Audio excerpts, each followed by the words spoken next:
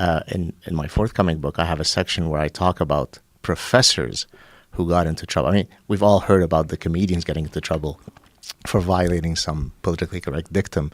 But professors, in many cases, very, very high-profile professors, getting in trouble for incredibly innocuous jokes. And actually, I brought a list of names because I thought I might not remember them. Can I mention a few? Sure. A few of the cases?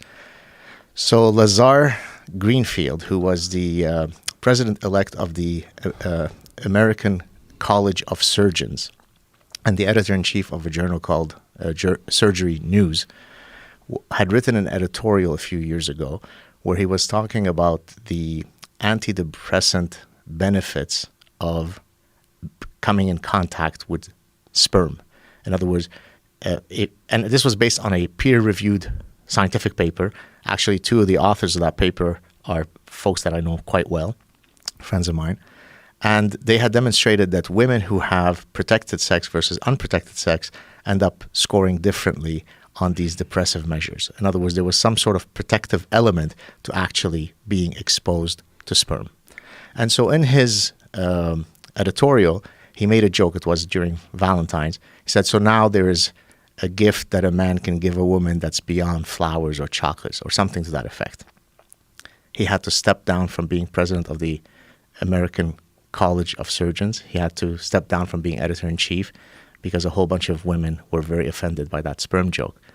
Now, the authors of the paper in question wrote a brilliant response where they said, how could he be treated in this way when all he was doing is actually literally reporting the data, the findings from our peer-reviewed study? So that's one example. Another example is Sir Tim, I think it's Sir Tim Hunt, who was a Nobel Prize winner in 2001. I remember this one, yeah. Right. Who he was speaking, I think, in Korea at a women in science conference, where he very, in a jocular way, said, it's a real problem when you have women in your lab. They fall in love with you, you fall in love with them, and so it's better to have segregated labs. His wife, by the way, is a staunch feminist who's a very prominent scientist, and she confirmed that he's hardly, a rabid sexist.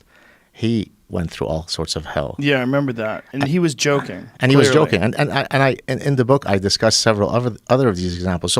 So imagine, you would think that a unblemished, exemplary career as a scientist, up to getting a Nobel Prize, could potentially protect you. But one comment that someone decides can unleash the tsunami of outrage, and you're dead.